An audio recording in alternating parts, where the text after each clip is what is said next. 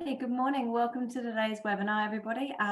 Firstly, I'd like to acknowledge the traditional owners of the land on which we meet today. I pay my respects to elders past, present and emerging.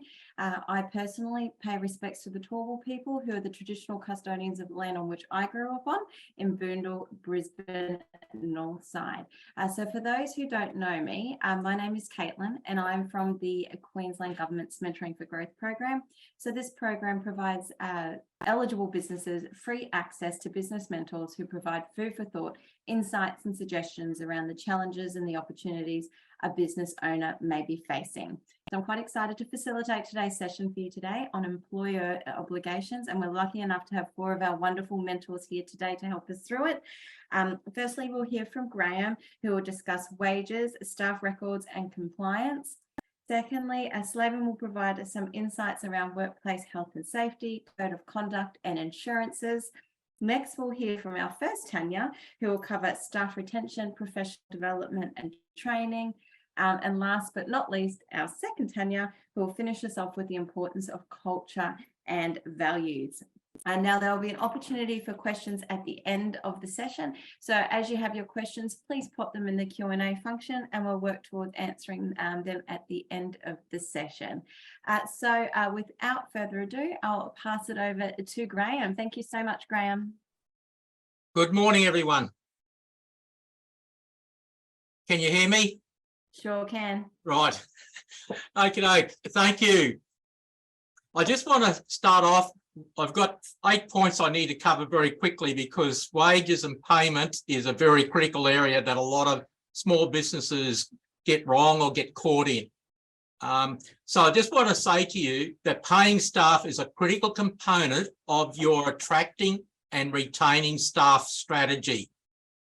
And I want to quickly cover what you need to do in 8 areas. They're all interrelated and they're also related to the other 3 speakers as well.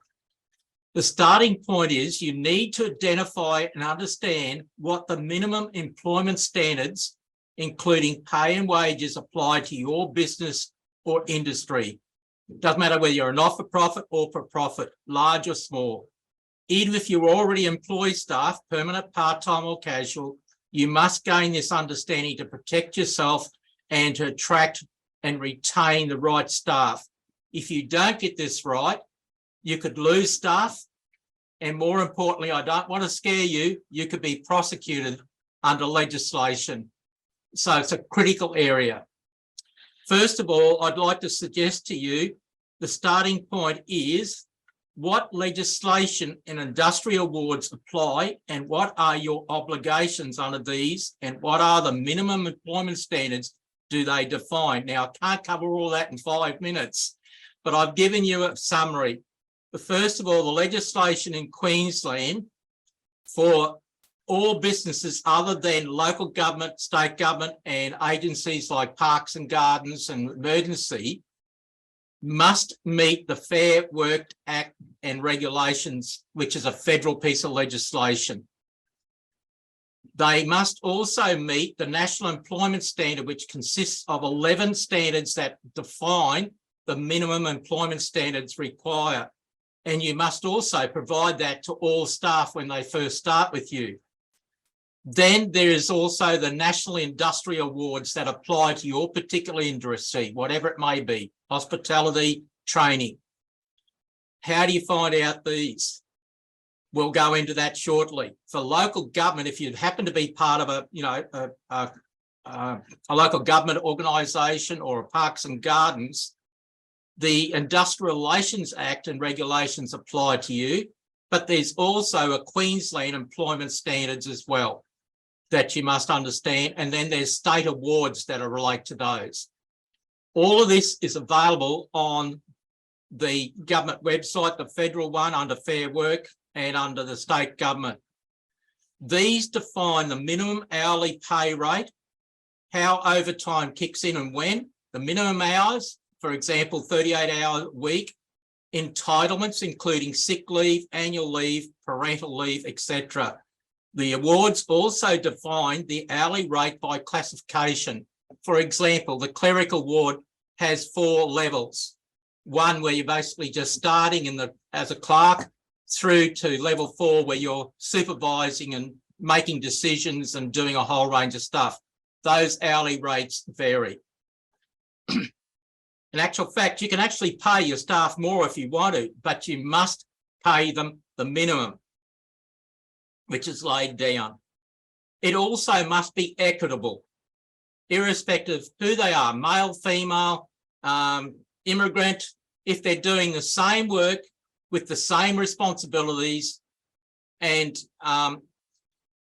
they must receive the same pay rate. You can't discriminate against them, because that's also in breach of another couple of pieces of legislation.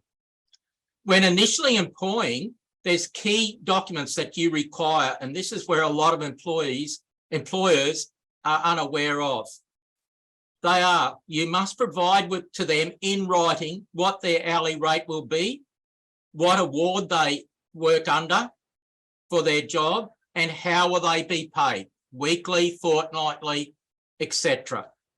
A copy of the National Employment Standard must also be given to them. And then you must clearly define for them what will their duties be or responsibilities, what are they accountable for, which is usually put in a position description. You can call it something else, but doesn't matter. And then you need to define what will be their employment conditions. The next one is how to pay correctly. A lot of organisations don't understand this, but you need to establish timesheets, whether it be manual or digital. It doesn't matter. The timesheet is critical. This is where the staff, irrespective of where they are, they can be working remotely or wherever, they must complete that each day. And it must show when they started work, when they had their mandatory rest breaks every 2 hours, they should have a rest break, normally morning tea, afternoon tea, and then lunch. The small rest breaks are paid for, but the lunch break is not. And when they finish, but the critical thing is they just don't submit it. You must check and verify what they've put in with them and agree to that. Then when you pay them, you must produce a pay slip defining the hours they got paid, was there overtime, what allowances, all of that should be in a pay slip. And that must be given to them. The next thing you need to be aware of is holiday and sick leave pay. They're entitled to a minimum of 4 weeks per year. They can't take that until 12 months after they first start with you, but it's based on their ordinary hours of work per week. Part-time are also entitled to this, but it's pro rata. Full-time employees are entitled up to 10 days sick leave per year based on their ordinary hours of work. Now, what does this mean for you? A lot of small employers are usually cash strapped. I recommend that you put that money aside per employee so that you've got it when they are due. For example, I had a small business. I didn't realise that 11 months after I started, I didn't have enough cash to pay my staff their annual leave when it fell due. So I had to do a quick, looking for it. So it can get you caught. It's the same with the sick leave. You can put it into a bank account where it's generating extra, interest, but please think about that. Next one is superannuation. It's currently 10.5%. It is going to go up to 12% by, I think it's 2025. But once again, this has to be deposited into their super account on a regular basis. And I'd suggest also you keep that money aside so it's there when you have to do it. If you don't, you get into problems with the tax office. It's based on their ordinary time earnings. And if you're not sure what that is, it's basically, their 38-hour week or what they normally work as per the agreement. And there's definitions available on the websites, which I'll talk about in a minute. The next thing you need to think about is monitoring changes in the awards. Often the awards are changed sometimes yearly, sometimes every 4 years. But my suggestion is you look at them every year at the same time, when you do a performance review, probably around July, August each year, just check to see whether there's been any changes. And if there is any changes, then you need to catch up. If it came in 6 months before you did the review, then you owe back pay. But if it comes in, you know, when you've done the review, then you're in front. My suggestion is you do that with the staff as part of their performance review, so they have some ownership and they can see that you're open and not hiding things from them. Any review you do, you must maintain a record of it. And when you make the change to their hourly rate, then you've got to issue a new document saying this is your new hourly rate, you know, and when will that come in back, you know, into effect? And if you've got to pay back pay, how much that is. All of this will protect you down the track should an employee try to claim that you didn't pay him correctly. And I've seen a lot of cases where, you know, the bush lawyers have got to an employer, they spend their time, they go to Fair Work says yes, and then the poor employer has got to spend all this time justifying it. And if you haven't got records, it makes it very, very hard to just, I've been involved with a few mentoring on that side. Last but not least, I encourage you to go onto the website. I did a web search over the weekend just to check and verify. The Fair Work website has a lot of information there. Yes, it can be confusing. Yes, there's some tools, but if you just scan it without getting lost in it, it will give you some very good guidance. Last but not least, be very careful of a lot of the organisations out there offering HR advice and pay. A lot of them are offering generic stuff and are not applying it to your particular industry. So please check them out. Check their qualifications, check their capability, get references about them. There's some damn good ones out there, but there's an awful lot out there, fly-by-nighters, just getting paid, walking away, and they don't get prosecuted. It's you that gets prosecuted. So I hope I've given you some food for thought in my 5 minutes, and down the track, if there's any questions, please ask me. Thank you very much. Thank you, Graham. Wonderful insights there. And we have received a couple of questions. So thank you for those, and we'll answer them at the end of the session. All right, Slaven, over to you. Thank you. Great. Thanks, Caitlin. Some really good insight, Graham. I was taking some notes myself, so thank you. So for me, I'm covering 3 areas. There's a workplace health and safety, code of conduct, and insurance. Each of those they're quite a big area, so I don't want to overwhelm you. So hopefully you're going to walk away 1 or 2 things to think about or explore. So what I thought to cover in each of those areas, 3 sections. So why do we need it? Some key obligations, and also share some resources that will potentially could help you put those into practices, explore, investigate, or whatever that might work for you. So talking about workplace health and safety, it's obviously important. There are 2 particular reasons we need to do it. Obviously, we need to look after employees, but there are also some legal and financial implications that we need to take into consideration.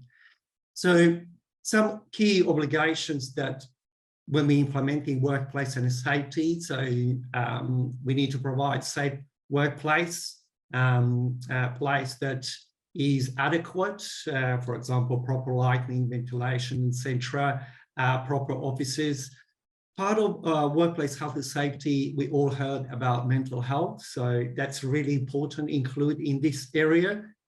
So it's not set and forget, so it's a very important. Times are changing, work conditions are changing, regulations are changing as well. It's important to conduct regular risk assessment of any hazards and implement a system where it's not just up to employees to look after this, but how employees can be part of this review in a journey. And also important to provide training to the staff, to employees, what they need to do, how they need to do it. In regards to regulations, so some of the injuries and incidents need to be recorded properly. So if you don't have so area where that record, you might need to legally required to notify even Workplace Health and Safety Queensland. So really important to investigate that area. Some resources that might be helpful at points. There's, like, as Graham mentioned, there's so much on the website available. Sometimes it's easy to get lost. Business Queensland Workplace Health and Safety has a lot about licenses and laws in Queensland, which are really important. They might be slightly different to some other states. WorkCover Queensland is a statutory body for workplace health and safety here in Queensland. So they do have plenty of resources, information, and even some assistance. Safe Work Australia has actually a really good search tool. So you just select the area you want to look at it rather than searching through the whole website. So I can't recommend this one high enough. And the last one, business.gov.au, health and safety. There's some resources about legal requirements, including mental health. So it's all provided there. So obviously quite a few resources on Queensland and federal. That it's always good to check how anything in regards to workplace health and safety, how that applies in locally in Queensland.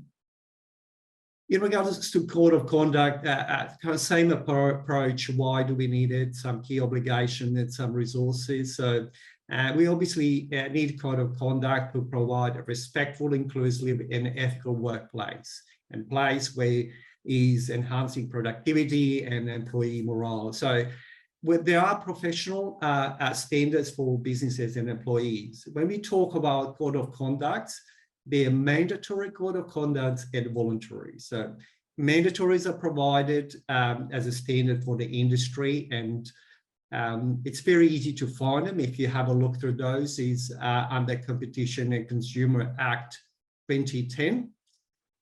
So those are mandatory. They might be different to different industries. And there are voluntary codes. I'm not saying that they're not important, they're equally important, but they're mainly industry driven. So industry provide how we, I suppose, behave in the workplace, some requirements, some interaction with industry, consumer needs, etc. Obviously, communication training in this area is very important, and reinforcing some of the code of conduct that are implemented. It's not just set and forget a document, something to look into.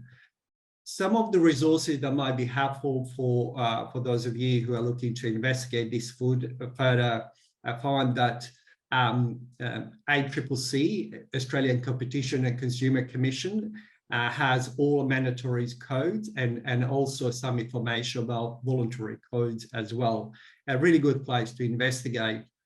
But also, if you're looking some code of conduct, some examples, Public Service Code of Conduct for Government, for Queensland Government, has really good examples of code of conduct if you're looking to implement something in your workplace.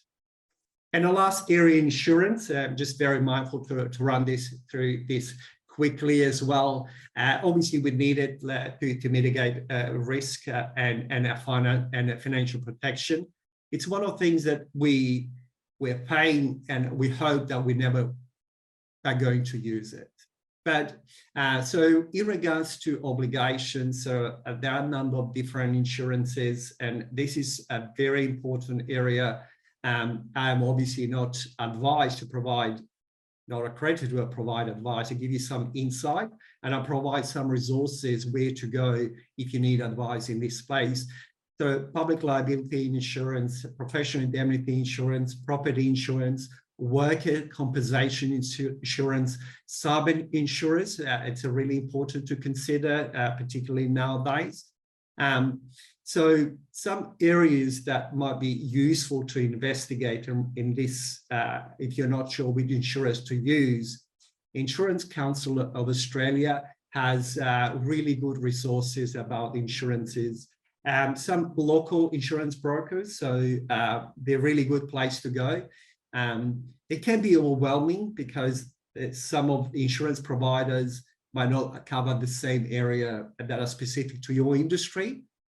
So business.gov.au advisor I find it's a really useful place to go. So and you can find an advisor that can advise on legal, insurance, or anything in regards to business that you need. So a really good place to go if you're not sure which insurance you need. So that's all from me. Thanks, Caitlin. Thank you so much. Lots of insights there. And for those who've already started asking about all those wonderful links that were just mentioned, I will include them all in a wrap-up email after this session. So thank you so much. First, Tanya, over to you.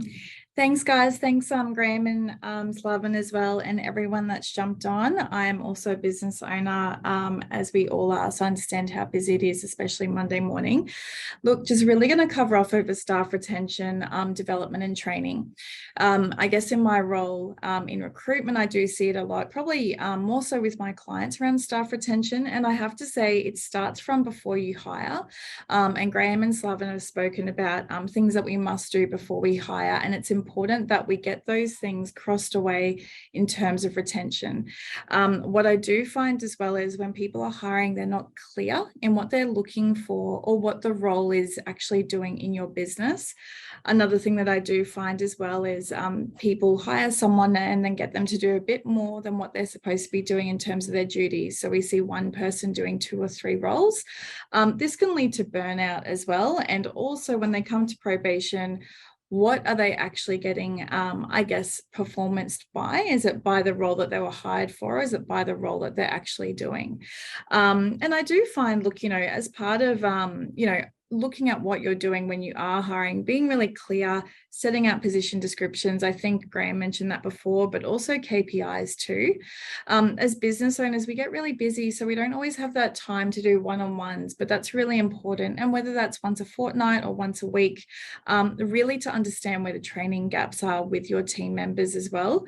And this obviously leads into professional development and training, which Slaven also spoke about.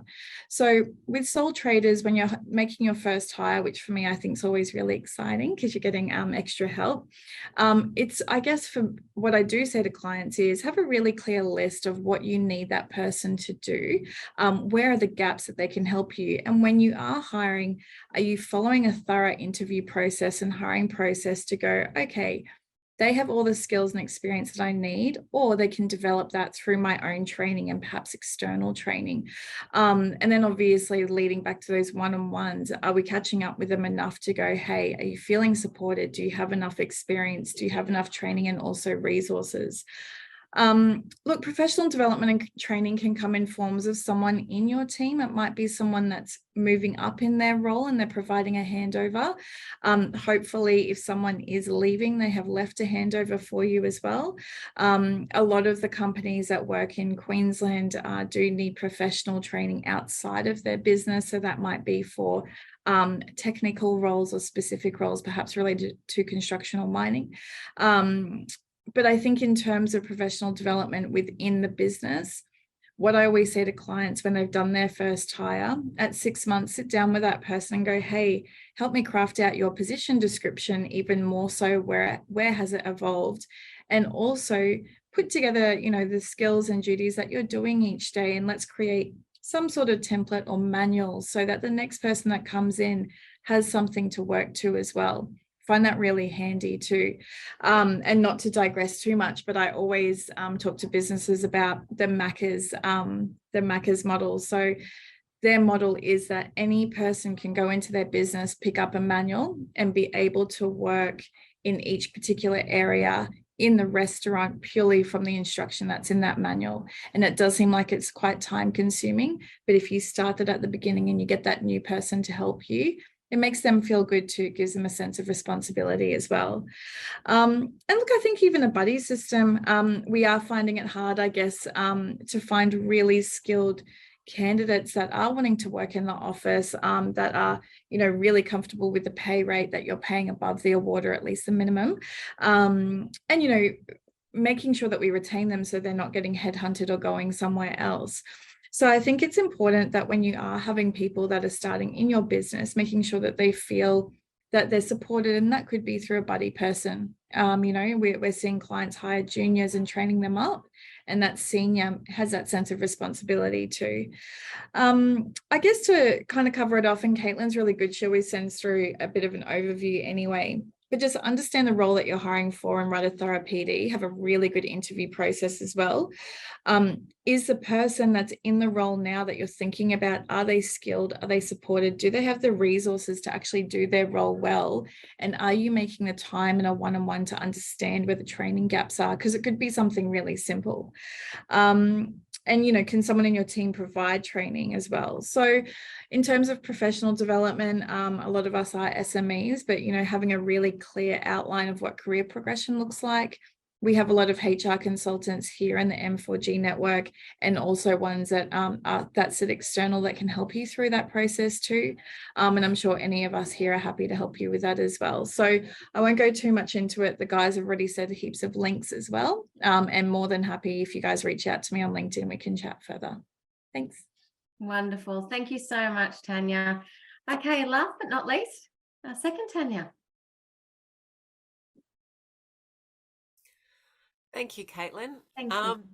I'd like to also acknowledge the Drumble people in the Capricorn region, which is where I am, and it's a beautiful day here. So I hope you're all enjoying lovely weather wherever you are in Queensland. Talking about culture and values. So interestingly, and I know historically myself, I always thought of culture as something very separate and different, but there's a lot of overlay between what Graham and Slavin and Tanya have been saying. Our culture is something that we can't take for granted, even though it's often the last thing we think about. It incorporates the things like that psychological safety, that mental well-being that we're starting to hear more and more about.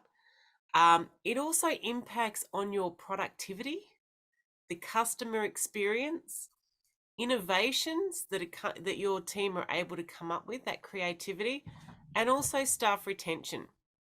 So it really is key, even though it doesn't sound like it's that important. So the kind of culture that ideally you're going to want is one where people feel safe and included, so that they're able to contribute to your business. They're not just showing up, but they actually feel valued, and they're there to help your business succeed. And how you kind of, I guess, to identify what your culture is like is you're looking at things like how we do things, you know, what people say within the business and what people say about your business, you know, how we respond to things, how do we respond to problems, how do we respond in terms of discipline, or in terms of when we actually succeed, are we celebrating, are we recognizing the people who are involved? It's also about what's important to us. So thinking about you know, your values in terms of what's important to you as a business, but how does that play out in the actions and the way that you treat your staff, and how your staff interact with each other and with you? How do they act in meetings? What do their workspaces look like? I know early on in my career, when I was working in a print manufacturer, it was like, you know, the printing area was like the guys' zone, and they had the semi-naked woman on the wall, and, you know, that kind of thing isn't acceptable anymore, because it really is quite territorial. Actually, it's about staking a space. So it's thinking, is this space actually a nice, welcoming space for anyone to come and work? Because you want a culture, changing culture is hard, because it's embedded. It's the stories people tell. You want to try and set it up early on so that it is that sort of safe and inclusive and productive space where people are appreciated. Because when it goes wrong, and I can give you a good example of this, one place I worked at, we had the workshop, and then we had the office space. And the guys from the workshop would come across for training, and there'd always be smoko when they had training. So there'd be the hot sausage rolls and, you know, the snacks and everything else. And this one time they came over and they were a bit late, and the office staff had already eaten all the sausage rolls.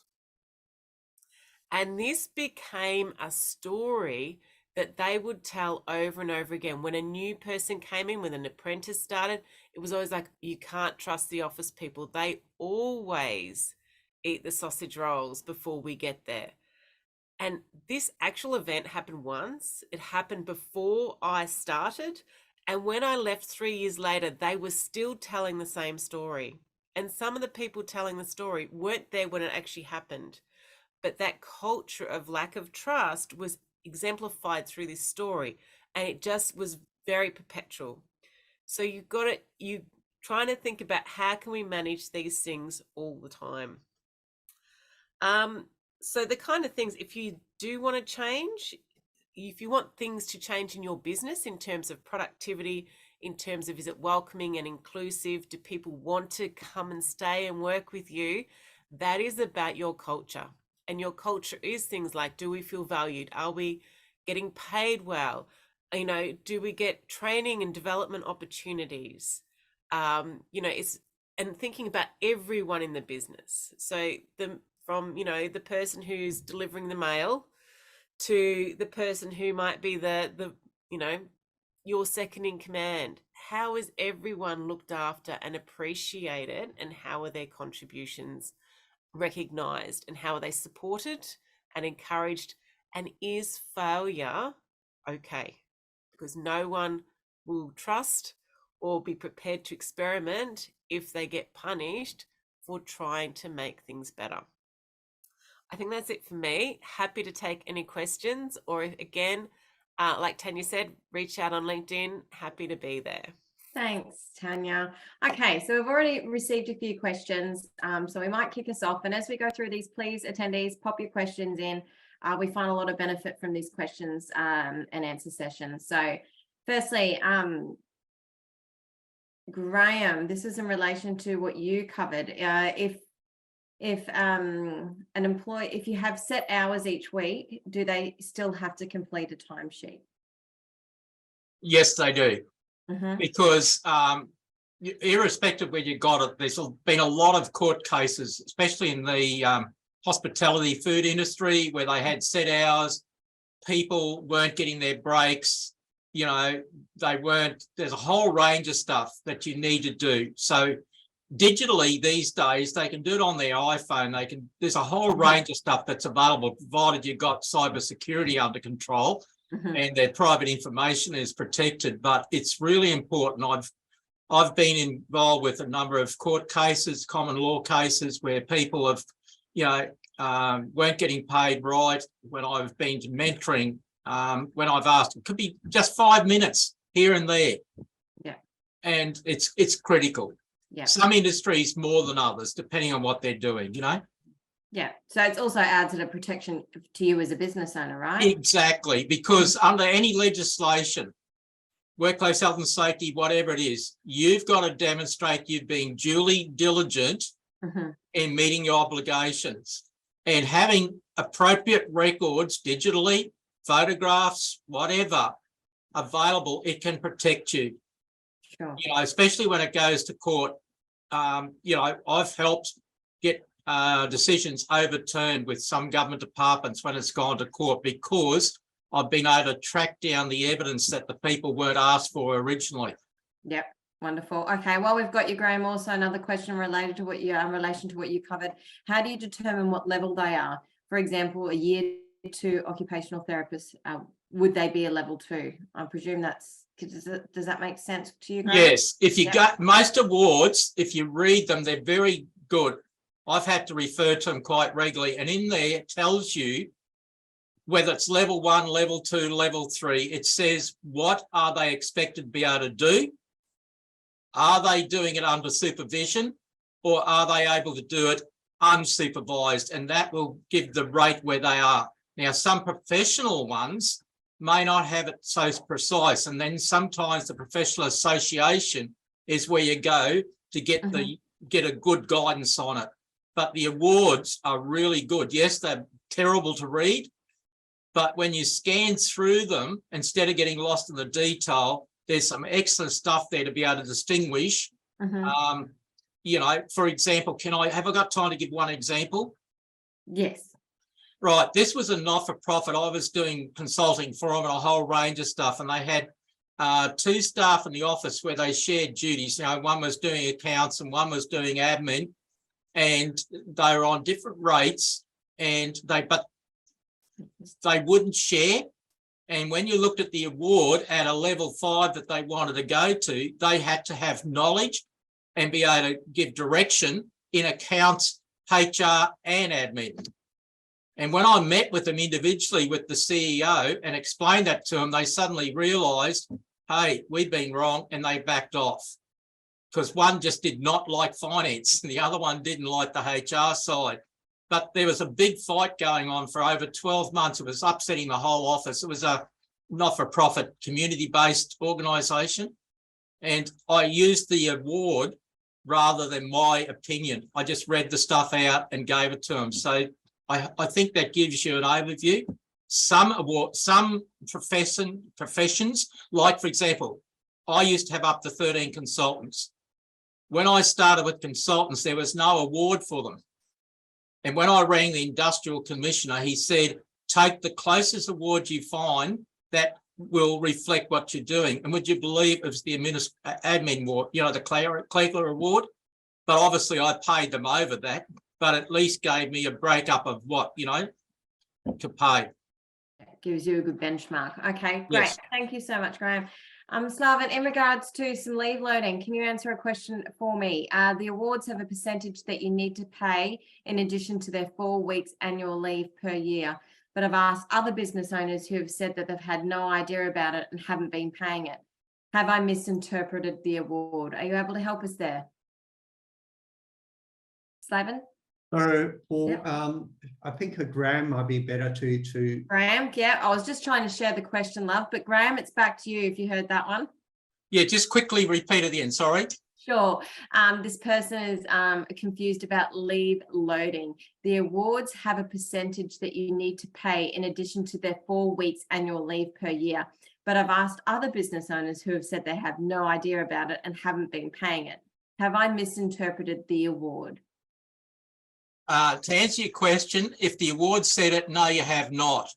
But Okay. you might need to review it, and I'd be more than happy. You can email me the actual award and the wording so I can review it, because sometimes legislation and awards, when you read it in one section without going to the main section, it will give you the wrong interpretation.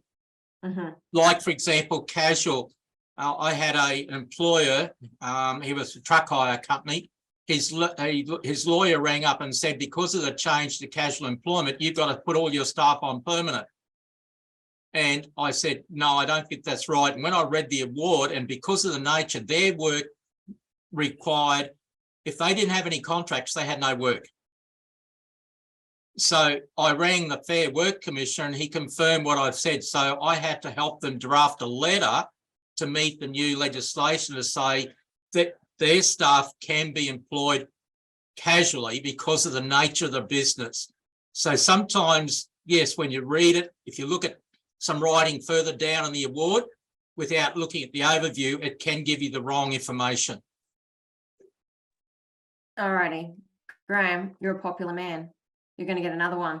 If someone is employed and not told of their award, then audit discovers this, can the worker be prosecuted or would the employer be prosecuted? Normally, if an inspector comes in, it depends. If they've been called in because an employee has complained to the Fair Work Commissioner or an industrial commissioner, they may prosecute you, but it depends on the circumstances. You may have to pay a fine or you will have to rectify it. But if it's just something that you order the fines, no, provided you've noted the auditor's report and you've actually done action to fix it and you've advised the employee that, you know, there was something wrong and you've now rectified it. And if you have to back pay them, as long as you do all that, then you've more than met the legislation. Mm-hmm. Great, thank you, Graham. Okay. Let's do, okay, this is probably more around culture. So our second, Tanya, how do you provide a breakdown to staff on how they're valued? It's probably both. How do you provide a breakdown to staff on how they're valued and appreciated? So that would probably roll into a bit of a culture, would you say? Yeah, and I think it depends on the situation in terms of the kind of work environment you're in, but really, if you think about it, it's about giving feedback. So often we think feedback's only about a negative thing, but it's really about that ongoing conversation that you're having.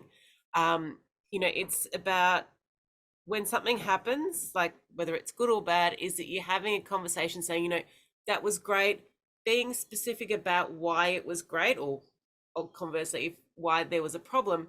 You know, it's like, it was really great the way that, you know, you stepped up, you saw there was a customer need, you know, you jumped in, you helped. You know, it just makes such a huge difference. Or it could be, you know, you saw that so and so wasn't, you know, managing with everything because of, you know, we just had this big influx, so you jumped in and gave a hand. Those kind of things can be huge. The other thing that, you know, you don't even need a specific situation to just go and say, hi, how you going in the mornings? Going in, knowing everyone's name, you know, just checking in, how are they? Those kind of, you know, casual conversations are the key part of creating a valuable and valued culture, because it's not, doesn't have to have, oh, you know, they're coming in because something's happened. It's like, wow, you know, that's our boss. He cares about, or she cares about who we are, what's going on for us. And, you know, we trust him or her because they care. And that caring is a huge part of it. Tanya, did you have anything to add on that one? I think it's just being present, right?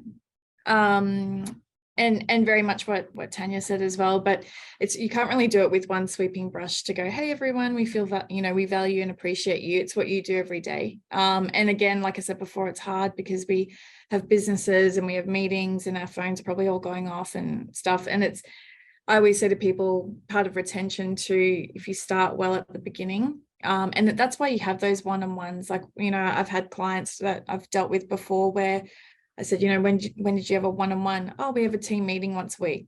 That's not a one-on-one. It's a sit down where they talk about their grievances and you provide feedback, you know. In all the time that I've interviewed and met clients, candidates always say they're really open to feedback, and clients always say they want someone that will fit in their culture. And then I find that they don't really talk that much. So I think it's just communication. It's like any relationship you have, professional, personal, that's how you build on it.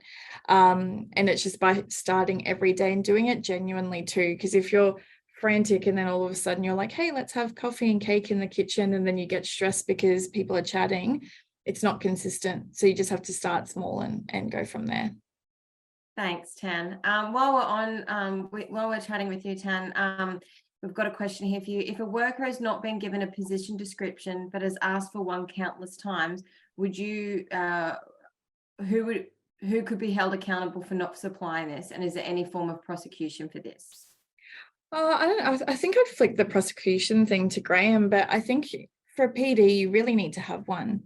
Because how do they know what they're doing? And I think that could be simply, that starts right at the beginning, you know, having a position description about what their role title is, you know, what are the duties that they're expected to do? Because if at 3 months or 6 months you can't pass them through probation, you also need to sit down with them, or even in performance reviews, to go, hey, these are the actual things that you would be doing day to day, and this is what you need to adhere to. If we keep it too loose, and look, I think it's good structure to provide a position description. There's a lot of free templates online. Again, you can reach out to me too. But I think you probably should have a position description already for their role. Graham, I'm not sure if you can get prosecuted for not having a position description, but it would be depending on whether they're exiting the business or... Yeah, that's normally when it comes in. But the biggest thing is a PD cannot be generic. Yeah. It should not be war and peace. That's where work instructions and manuals come in. It's basically specific to their duty. For example, a client recently, I won't say what they're in, it might distinguish it, but they had a fleet of trucks, and the CEO spoke to me about the supervisor, manager in charge of maintaining the fleet. And I started to pick up warning signs that there may be some other issues there, because they were looking at sacking the person. Anyhow, to cut long story short, they got me in, and my assumption about the individual was, because he was one of these people that wanted to do things right, and when he didn't do it right in his own mind at work, he then mentally, knocked himself around. Then I looked at his PD, and the management team had not sorted out exactly what he's responsible for. There was other people doing stuff that they held him accountable for. Their computer system didn't support him. So we suddenly started to look at their whole system and their culture, because there was other staff in the same boat. So PDs have got to be specific to say, this is your duties, but more importantly, this is what you're accountable for. And this is what the standard we expect you to achieve. Wonderful. Thanks, Graham. While we're on you as well, if they're a full-time employee and you're paying them above the award, is it appropriate to expect that if they are required to complete their tasks, they may need to go into their own time if not completed? Do you need to pay them for this? Yes, you do. It's different if they're on a wage. I'm talking about employees. A wage is a different, like a salary, on a salary if you're a manager. But even then, you can't expect a manager to constantly be working excessive hours just to get the work done, because then you've got yourself in breach of workplace health and safety and a lot of other things. But if they're an employee and they work extra time, they are entitled to the overtime. So you've got to be careful that you don't do it, because they will have good grounds then to go to the Fair Work Commissioner and say that I have not been getting paid correctly. Yeah. Oh, we're getting more questions. I'm going to have to wrap us up shortly. Quickly, do we use timesheets for not-for-profits as well? I presume so, yes? Yes, I recommend that, because it doesn't matter whether you're not-for-profit, whatever you are. I used to be a chairman of a not-for-profit, and they didn't have timesheets, and the cleaners and the people, it was a residential college at a university. I was horrified when I went in and found, because they weren't aware of all their HR obligations. And when we started putting in timesheets and paying people correctly, the culture just changed. It was phenomenal. So I reckon you need to, I know it sounds time consuming. I know it's, extra work, but it really, really contributes to the overall running of the business, and it's, moving forward. Right, Graham, thank you very much. Oh, great, thank you. Tanya, last question. Difference between employee and salary, please. And I think everyone calls things a little bit differently. So permanent is somewhere where you're paying someone an annual salary, or permanent part-time, they have set hours. Employees, what Graham's talking about, is more casual or contract. So I would again refer to Fair Work with that. But in terms of working overtime, if they're working on an hourly rate and you're paying them casually, you have to pay them for overtime. With salary, just to go back to the other question, it has to be within reasonable hours too. So I think, for one of the awards for my team here, it's 38 to 40 hours per week within reason. At the same time, your processes and systems need to be set up as well, so you're not working, extensively too. But I know Caitlin wants to wrap up. So if there's any other questions, you can just reach out to us or Caitlin, and we're happy to answer. Thanks, Tam. All righty. Thank you so much valuable information there. What I'm going to do now is just to direct you all. Again, these are links that I'm going to include in our wrap-up email, along with the recording of the sessions today. So wealth of information available on the Business Queensland website. Obviously, this Ask a Mentor segment features on there, as well as other information around workforce planning. You can also register for upcoming webinars and events. And last but not least, if you need any further assistance with your business, you're more than welcome to register for a free Mentoring for Growth session. I'll include the relevant links to you in our wrap-up email. And thank you so much to our wonderful mentors for providing such wonderful wisdom and insights. It's such a hard thing to navigate. So I feel like there was a lot of ground there made for our business owners. So thank you so much. And thank you to our attendees for taking the time out of your busy schedules on a Monday morning to come along. I hope you all have a wonderful day. Thank you, everyone. Bye-bye.